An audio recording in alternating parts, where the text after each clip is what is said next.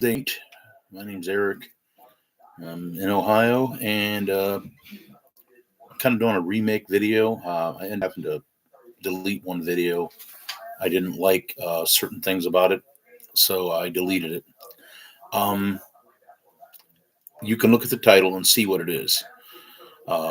It's basically I don't know, you might say a cheat sheet for Christians, and what a Christian should be doing, what is proper for a Christian to do, and the things that a Christian should not do. And some of these things are going to be very obvious. I think like they're going to be tough to think. Oh, I didn't never seen that coming.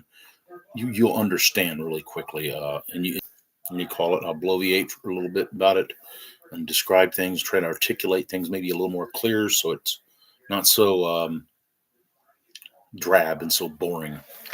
Um, First of all, I want to go over the things that uh, things Christians, it's nothing wrong from doing and going place. A lot of people say being a Christian is boring, and sometimes I can understand it, but like I tell people, the payoff is way above what you're gonna get on Earth. The payoff is the retirement plan is out of this world. The world has nothing to offer when it comes to what compared to what God can give us, compared to what Jesus not only can give us, but what He gave us already. Compared to what the Holy Spirit, the world is, it's garbage. Even though I do have a lot of good memories on this mortal coil, as they say. But first thing I would say, Christian places a Christian should go, or it's all right, church. Now, I'm not saying you have to go to church. You should go to church, though. It's good. It says, "Don't forsake the gather yourself with fellow believers." Not verbatim, but along the lines, don't forsake the gathering. Don't miss out on it. Now, there are certain people that have extenuating circumstances, and there's certain online. Mr. Buzz's community is another place. You can get together with other people. It doesn't have quite the social component, but it's still. I kind of started, even though I had a channel years back, I kind of restarted a new channel. So a church, if you can't understand why you should, why it's understandable for a Christian to go to church, is kind of like, that's be like a football player going to the stadium. It's common sense. Christian, that's where you get edified at. That's where you meet fellow believers. That's where you grow stronger in your faith. You can maybe get close. I mean, you can technically get close to God anywhere. Doesn't You don't have to be at a church. I can kneel right here and get close to God. He's like a phone call away. Phone call away, I should say. So, church, it's very good to edify you, to strengthen you, and to bring you to a new level. As far as how close you get to God. Um, and try not to stay stagnant. I mean, I stayed stagnant for a long time. I was not doing right by God, and I'm paying for it now. I think maybe I think I am. Okay. Another thing, Christian, a place Christian you could see a Christian at, and it's something a Christian can do. And this has got to do with helping people out and charity and thinking of other people, not thinking of yourself, thinking of other people. Is a soup kitchen. Now you might think, what do you mean? I don't mean help them. Like, take your church. I've seen churches in our hometown go to the soup kitchen, serve up food, and then we also have a rescue home where I've seen churches go in there and they bring the food and they serve it. So these are all things that a Christian could do to help out the community. Stay busy. Stay active, involved. What can I say? They're not going to be tempting. You don't want to go someplace you're tempted, right? That's just something you don't want to do. You don't want to go someplace you're tempted, or where you might be tempted, like you have a certain habit, and you know. So soup kitchens are a good place to really get into your charitable. Other place that Christians, I think, that they can go and should go is sporting events. Um, Sporting events, especially high school sporting events. And that's where a lot of the community comes together. And of course, the church, its own community, kind of they overlap each other. This is um, where people socialize and stuff. It's sports, some of the behavior and some of the way people are. That's why it's probably better off to go to a high school game, because they're not going to tolerate drinking. And not to mention, they don't sell beer as far as I know at a high school football game. Maybe I'm wrong, but I'm sure that the school that I went to, they did not sell beer. Now, people probably bring it in, but either way, there's occasionally there's fights at high school football games or whatever. But for the most part, I think it's a place where a Christian, it's not going to really, that ain't a detriment to you, especially if you're grounded in the Word of God. If you have a kid, or let's just say you like football, you want to watch it, Now, if you're one of them types that, oh, yeah, you're watching the game and all of a sudden you see a fight and you want to run to it and start egging people, a Christian would not egg on a fight. They would absolutely try and be a peacemaker. They would try and stop the fight and get the police, the authorities, and tell them, hey, there's people back there fighting, So sporting events, especially high school, are more plausible for a Christian and they're not as tempting. Some of the big events, like these big pro teams and stuff, there's a lot of high society types there, and a lot of people there, and local um, socials. A lot of churches have events for their church, whether they're for they do that so Christians don't have an excuse to go out to a nightclub, go to a place. They have these church socials. They'll go to the church. They'll get a movie. They'll have pop and popcorn or pop and potato chips or order pizza and stuff, and they'll watch a movie. I know that the church that I'm part of, I remember back 2 years ago, my dad and my brother went to a church event at our church, and they were watching a movie called War Room. And of course, they both said it was pretty good. There's a good example. You can watch a good movie. You don't have to be around people in the shooting at the screen, all this crazy crap, which I'm not criticizing someone if they want to go. If you want to go to a theater, you're more than welcome to it. It's not sinful to go to the theater. But church social events, whether it's a movie, whether it's ice cream social, whether it's like our church has, they do hay rides around the fall time. So that's a church event. These are places that Christians are known to go and should go. Um, Another one is the church going to homeless shelters, rescue homes. That's a place. When I went to when I stayed at the rescue home where I'm from right now, or where I'm living now. I'm not originally from Toledo, but this rescue home would have people there every night, different churches, different individuals that were all to give a message, and they're serving. That's part. It's kind of like the Great Commission. They're telling people about the Lord, telling people about Jesus and the gospel, and just trying to help people out who are down on their luck. Once again, it's about service and charity. It's about thinking of other people. That is a big tenet of Christianity. People that are selfless. They don't always think about themselves. What can I get out of this? What can I glean from this? What can I do to benefit from this? It's not got nothing to do with that. It's got to sheer selfless sacrifice, your time, your money, all that stuff. Homeless shelters are a very good way because there's a lot of broken people there, and that's a very good place to witness at. Years ago, what he came here for, his father sent him here for. So that is definitely a homeless shelter. The next thing I would say Christians, it's all right for them to do, is a school play. A school play is it's a school event. It's obviously a school event, but you're not gonna. It's more controlled. It ain't like a school dance where where it's not. Don't seem quite as controlled. A school play usually is brought by the students, and they have a certain play they're going to put on. So you ain't going to get a lot of people all out on their own, like in certain sporting events where they're going to be possibly getting into fights or doing something. School plays, and once again, it's the old community thing. And it's with children, helping out your children, supporting them. So these things are very common sense. Next thing, a Christian, is nothing wrong with them doing is going to the park. Going to the park. I mean, or a reservoir, or a place like a nature preserve.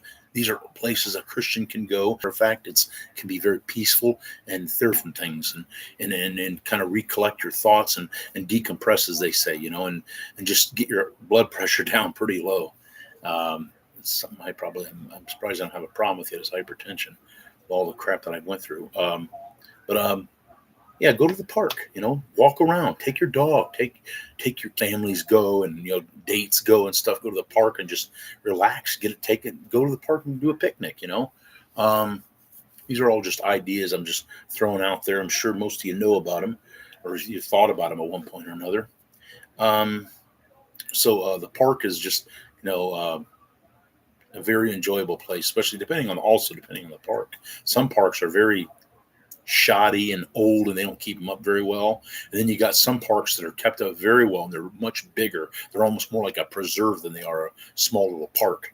But there are some good parks though. But going to the park is just nature. And if you're a nature lover like me, the parks are great. Could congregate if they're not congregate. Place they could go is the zoo. Zoos, it's a lot of benefits in a zoo. It's educational. It's also relaxing. It's exciting because you get to see animals that you aren't going to get to see walking around, your neighborhood street, or whatever. You're not going to see them. You're going to get to see exotic animals. You get to see exotic reptiles, exotic all kinds of things that you ain't going to see cheetahs. You're not going to see cheetahs walking around the street. You're not going to see leopards or whatever like that. None of that stuff. Heck, we have mountain lions in the United States, and we don't see a lot of them at all.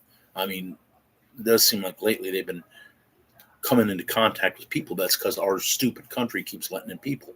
And we have to, when you let more people in, you have to build more houses. So we're having more encounters with mountain lions. But, the zoo is just, I've been to the zoo probably once in the last 4 years, and I wouldn't mind going again. I do enjoy the zoo.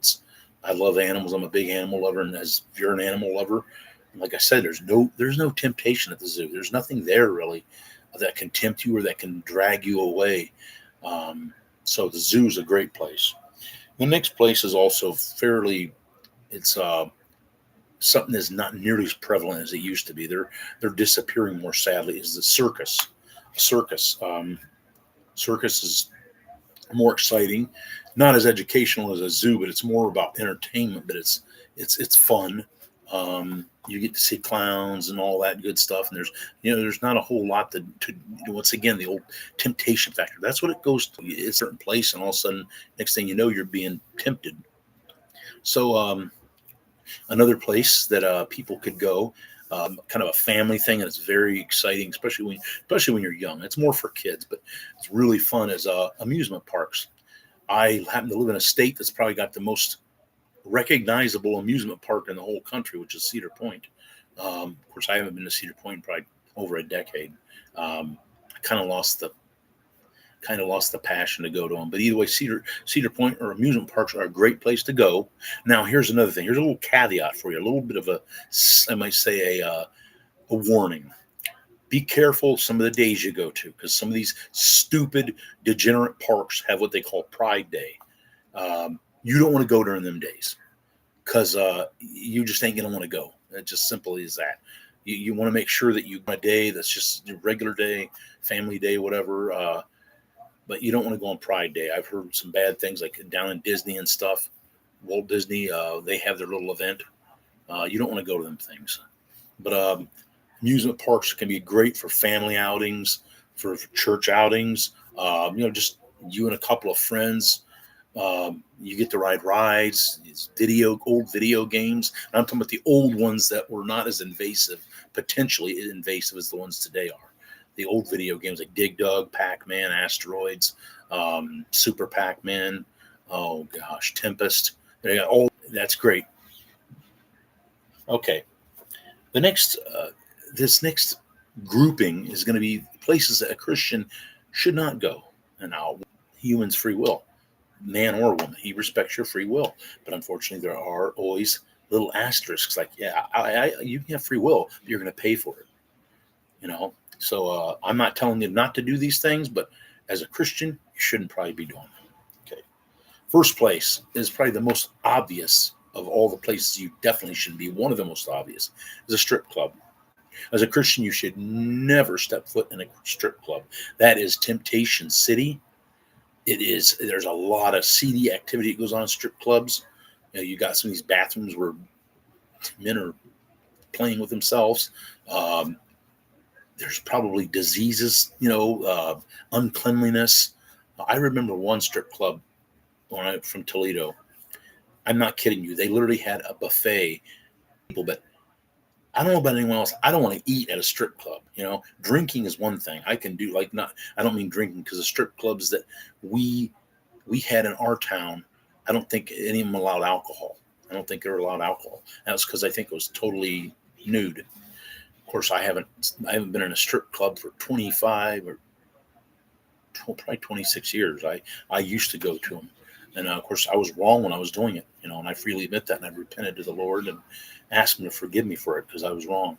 But a strip club, that is just, especially if you're any kind of man, and if they have, I mean, sometimes a woman don't even have to be very good looking. It's just the thought of an 18-year-old the first time they get to go to a strip club. That's like, you're like, that's a ground zero for lust city, and it could start a bad habit.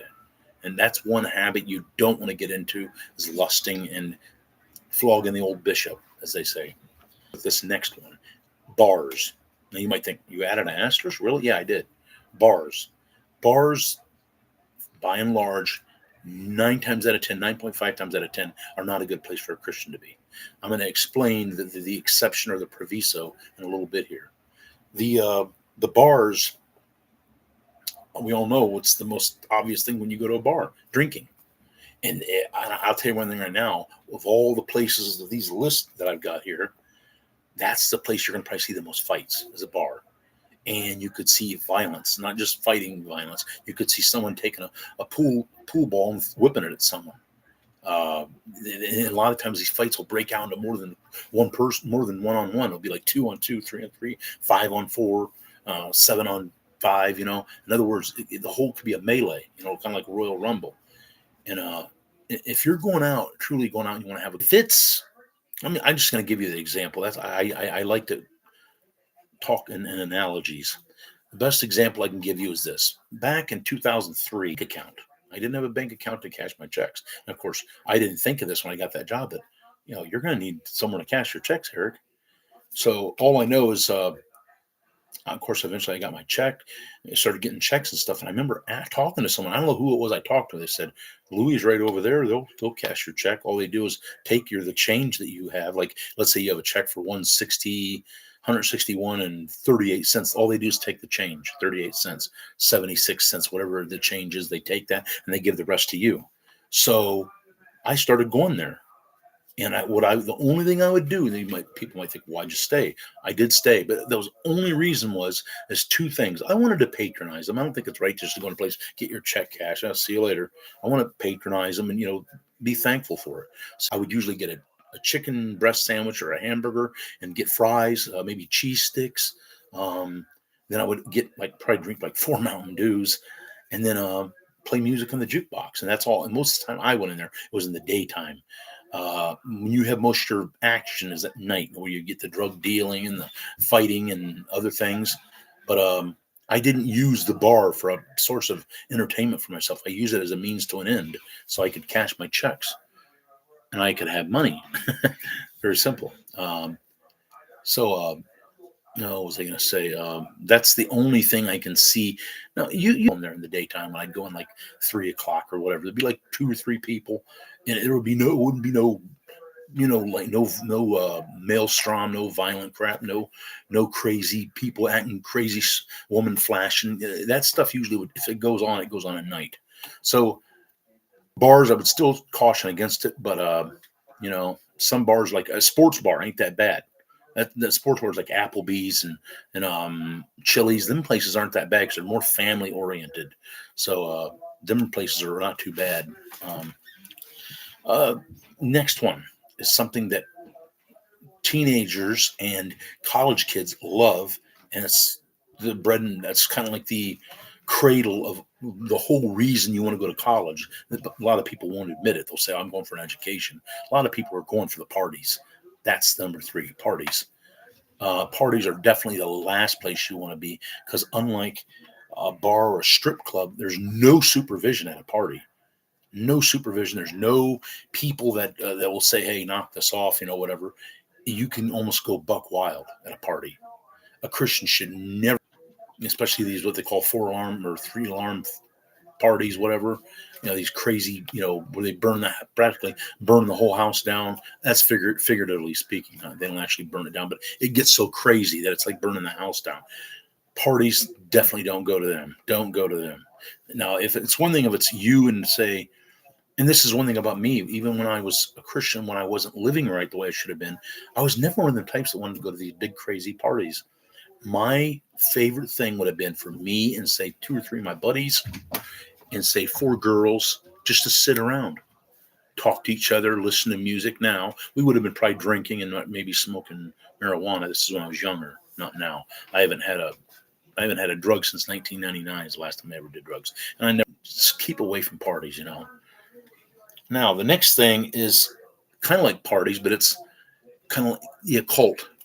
The occult, like a party centered around the dark arts and black magic and Wicca and witchcraft. Sometimes they have these little events and stuff at these houses and stuff. I don't think I have to ever tell you, never, ever set foot in a place where occult activities at.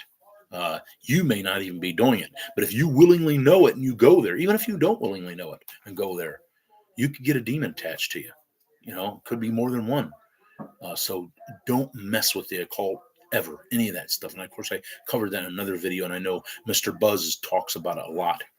Don't call Ouija, tarot cards, zodiacs, chakras, third eye, Indian mysticism, Kabbalah. What else? Any of these games they play, like Bloody Mary. Don't do any of this stuff. Don't try and none of this. Like I said, witchcraft, black magic, like a doorway saying, "Come on in, demons, have your way. I don't care." That's what you're doing when you mess with that stuff. Whether you want to believe it or not, you're going to get yourself into a whole lot of trouble. If you ever get a chance, watch a series called A Haunting. It's on Discovery and Destination America. They'll tell you a lot of these things will tell you how a lot of these hauntings started out.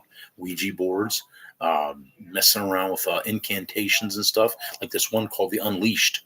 It was a episode of a haunting. This guy, this is a quick detour I'm going to take real quick just to give you some info. This guy, his dad would take old houses and flip them and that his dad had just gotten, and he stops over. This guy I'm talking about, he was a post office worker at the time. It was in the 70s. He stopped in, talked to his dad, and his dad, while he's in the crawl space, he's down there, he's digging, he finds something. Oh, it's a bone, So they start digging more, and they find all these bones and stuff. They're like, what the heck? What is this? And they called someone from the university, a local university, and he said it's probably a Indian burial ground. Indians, someone probably buried an Indian back down, let the dead lie, and forget about it. So that's what they done. Either way, that ain't even the part. What that done is it opened up an idea portal in this young guy's mind. The guy was a post office worker. It opened idea in his mind. He started getting fascinated and started wondering about the occult and stuff, and and dead people and talking to the dead and all that stuff. So what does he do? He on one of his days off, where he goes to the store, and it was just a regular bookstore, but it happened to have stuff about witchcraft and talking to the dead. Maybe I don't know if it was exactly the exact words, but either way, he got a book, and it told him how to conjure up these spirits, which basically are demons, what they were. And he made the environment all dark. It said, make sure that you control the environment. Shut this, shut that, shut the windows, or open. Maybe it's either open the windows. So he ends up going to bed, and I don't know if it was that night or the very soon in bed one night, and he hears something out in the kitchen. Of course, he grabs a bat and he thinks it's a burglar. He goes out there, looks around, and of course, then he finally goes to the kitchen. Kind of rushes out there, looks around, nothing. So all I know is that started a horrific time for him in his life. It was all catapulted by that stupid thing he done. Eventually, he was able to get healed and get delivered. But he would tell you, don't mess with that stuff. You're going to open up a door. And even let's just say, here's the thing: people think. I can't say I guarantee every time you're going to open up a door, but I would say you probably will. It's not worth the risk. It's not worth the risk for being. Oh, it's fun. How is it fun? What's so fun about it? Talking to something that's not even there. That would creep me out. Okay. Next thing, This is another obvious one. It goes right in with the dark arts and with the occult seances. Don't ever go to a seance. Never go to a seance.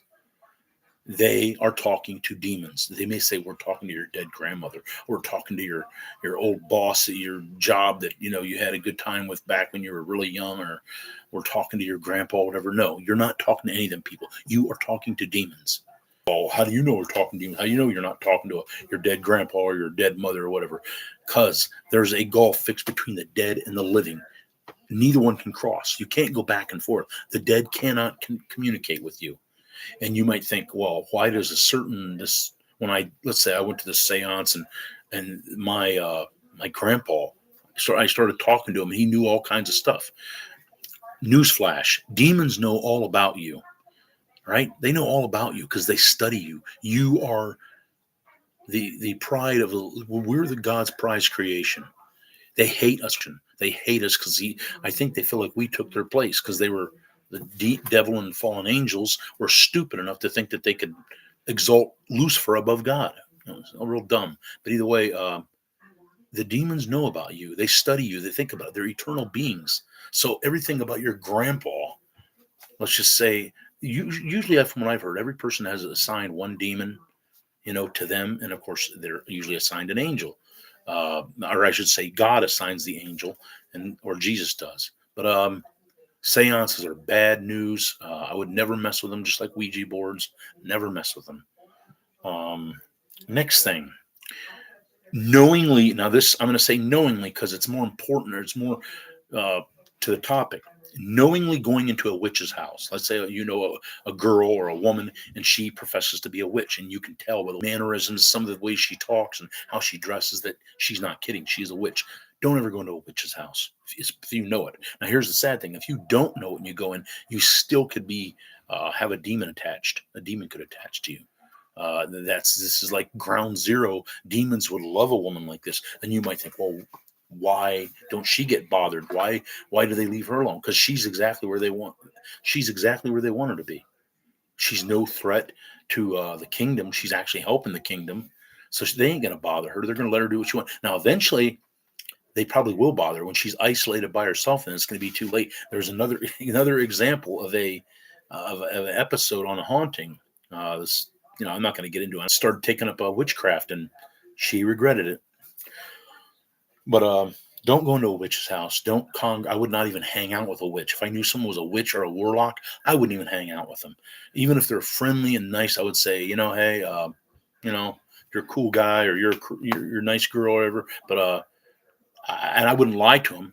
If you got the guts, the Constitution, I'd say I don't want to hang out with a person that practices what you practice. I don't like it. I ain't comfortable with it.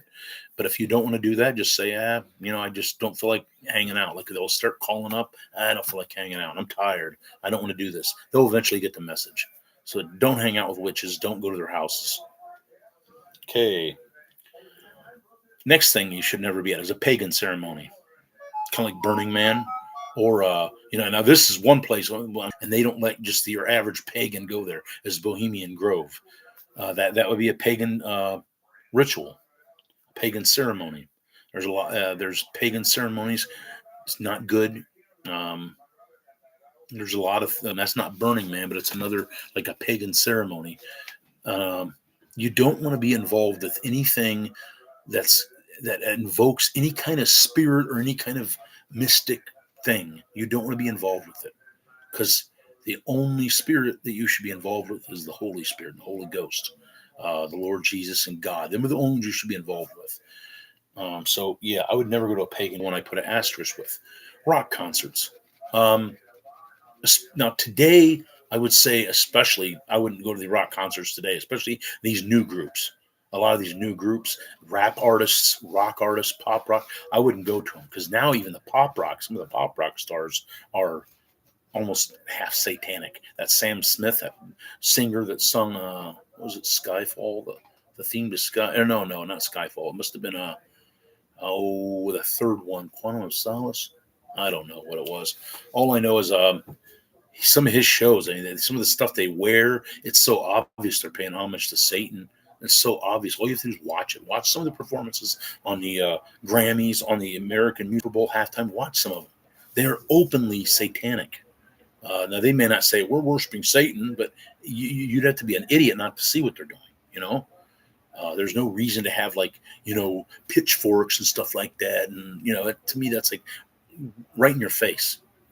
Um, Rock concerts. Now I can't say. Let's just say you decide you want to go to. It also depends on who the band is and the era they're in. The Eagles. Let's say you want to go to Eagles concert. Of course, now the Eagles, they lost Glenn Fry, so it's kind of a big hit on them. But the Eagles, excuse me, sorry, the Eagles. I mean, they're a pretty good band. I like them a lot, but I mean, that's a band I could see. I've seen some of the concerts. Now, if it's you don't want to go to Slayer concert, right? If you're a Christian, yeah, no, I wouldn't want to go to Slayer concert. One of my favorite bands, I still like them. I don't listen to them hardly at all anymore. Is AC/DC. Today, would I go to an AC/DC concert? No, not anymore. I wouldn't. I don't think it's good. That's just the way I feel. Groups like Ghost. Ghost has literally got a three of their band. They're a Scandinavian band, I think from Sweden or Norway. Then there's bands like Cannibal Corpse who are death metal, just horrible. I mean, some of the cover art on some of these bands' albums are just openly just gory, sick, blood infested, and it's like a nightmare. If you've ever seen the movie Event Horizon, when the old captain of the Event Horizon, who all of them are dead, they show a quick video clip of what happened to him, and of course it's the new crew that was on this ship. They see what happened to him, and they're like, "Oh boy," and because of some of the stuff they showed, and then this quick clip that these new cast members or these new people that came to this old ship that was found, they seen this footage and they were like, "Oh boy, this is nasty," and that's why the captain, played by Lawrence Fishburne, says, "We're getting the hell out of here," because he's seen that. I've seen enough. I don't want to see. So, yeah, rock concerts. Be careful which ones you go to. Be very careful. Another one that I would say Christians should never be at. This is another obvious one, very similar to strip clubs, is a brothel, a whorehouse. If you're a Christian, you should never even be looking up a brothel. You should never even be trying to find a brothel. You should never. I mean, the only way I would want to know what a brothel was in case I wouldn't want to accidentally walk into one, which usually most brothels are going to be kind of obvious they're a brothel, but there are probably some that almost look like a regular home. But either way, you don't want to go to them, because if you start having sex outside of marriage and premarital, you get a deadly soul tie formed. You can have sex with this woman, and then she has a soul tie. Boom, you got a soul tie with her, and that's not good. You don't want that. Brothels are definitely just right up there with strip clubs, probably even worse than strip clubs, because you're literally going to a brothel with the intention to do something. So there ain't no weaseling your way around that. Next thing is an event that's a huge event in this country, especially Mardi Gras. That's a cesspool. It's garbage. Women flashing. I mean, don't get me wrong. As a guy, it's nice to see a beautiful. Again, the old lust thing, but Mardi Gras is just, licentious, hedonism. I mean, just hedonism full tilt. I've heard of all kinds of tales down there, fights and stuff, drinking, of course. It's like all the things you want to be away from if you're a Christian. You don't want that temptation in your life. Trust me, you don't want it. Especially if you're a new Christian. I wouldn't want to go there if I was an older Christian, which I am. But if I was a newer Christian, Mardi Gras would be horrible because you wouldn't be strong enough in your faith yet to withstand it. Most likely. Big no-no. Next one. Now here's another one. Now, technically, I could add an asterisk with this one, too. Spring break. Spring break is kind of like Mardi Gras, but in the aspect that it covers different areas in our country and even in Mexico and stuff, where a lot of college kids congregate. Like in Florida, you got Daytona, you got Fort Lauderdale, you got Palm City Spring, or Palm something, I can't remember. And then you got a place down in Mexico, Cozumel. Then you got I think occasionally they even get people vacationing or spring breaking in the Carolinas, even Tybee Island in Georgia. But either way, spring break is basically like Mardi Gras.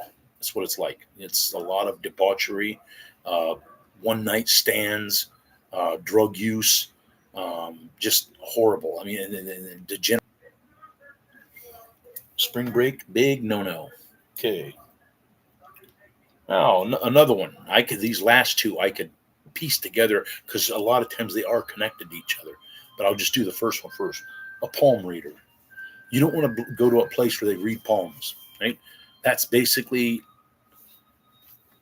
fortune telling, and you don't want to do that, right? Because God is very explicit in His Word about that. Don't try and contact the dead. Don't try and get with these people that are going to tell you your future, because they don't know your future. No matter how good they are, they don't know your future. So the only information they could be getting is bad information from a demon. Because if you're a palm reader, there's going to be demons there. I promise you that. Besides the one that's assigned to you, there's going to be other demons there too. Because that's the kind of places they like. They like for foolish people, foolish, ignorant young people to go into, thinking, "Oh, this is no big deal." Yeah, it is. You don't see these tarot cards and crystal balls and stuff. Stay clear from them places. Them places are magnets for demons, and that's like I said. You're trying to you're trying to call on supernatural powers and stuff, to be able to tell you about something. Fortune telling is a horrible thing. I would never go to a fortune teller. It's the last thing I would want to do. Isaac, it's whatever it is, it happens. It's all in God's hands. That's the way I look at it. Because no matter what the world says, God is on the throne. He's still in control. But either way, I digress with that. We covered a lot. Ended up being a longer video than I thought. It was going to be 41 minutes now, 41:30. But I hope you all enjoy this. I know there's no one here right now. No big deal. Hopefully people watch it, watch the whole thing. I hope you guys have a good night. Pray for me, please. Have a good night.